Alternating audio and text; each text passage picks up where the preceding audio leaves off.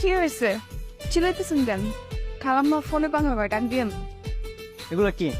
এগুলো আমি কি দেখতেছি? দেখতেই তো পাইতেছেন, আমার কম লাগবো। এই তোমার লজ্জা করে না? সামান্য কাজের মেয়ে তুমি আমার সাথে লাইন মারার চেষ্টা করতেছো? নিজেকে কখনো আয়নায় দেখেছো? কেন, আমার কি মন যেতে পারে না? তোমার মন আমি বের করতে চাই, দাঁড়াও। আজ হয় তুমি এখানে থাকবে, না হয় আমি। কই যাবো আমি? তোমাদের বস্তিতে।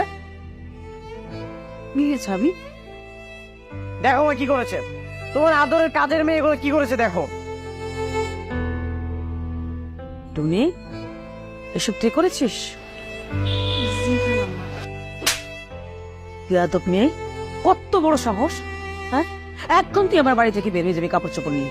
10 মিনিটের মধ্যে তোর বাড়ির বাইরে দেখতে চাই। যা বলছি। আরো আদর দিয়ে মাথায় উঠাও। তুমি মানুষ, রাগ করিস না, আমার বিয়ে হয়ে গেছে।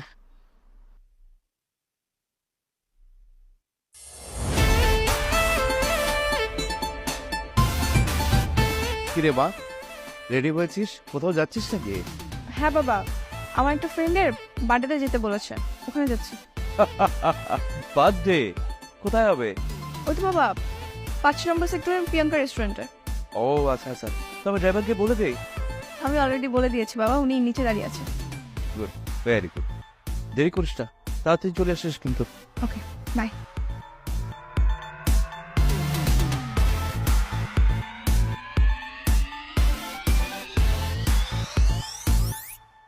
শ্রাবণ এদের রাইখা গেছে। চাচু, শ্রাবণী দেখতে এখন কেমন হয়েছে? মার্শাল্লাহ, সে তো অনেক সুন্দর হয়েছে দেখতে, একেবারে পরীর মতো সুন্দরী হয়েছে। ওর আব্বাও সাথে আসছিল। আমার ঠিকানাটা দেন নাই? ও দিয়েছে তো। কেন, ও যোগাযোগ করে নাই? ও কল দেয় নাই? না তো চাচু, কলও দেয় না। ও তাইলে মনে হয় ঠিকানা হারায় ফেলেছে। কোনো সমস্যা নাই, এইখানে সব ঠিকানা লেখা আছে, এই মতো গেলে ওর দেখা পাইবা। ঠিক আছে, আমি তাহলে আসি। আচ্ছা, আইসো।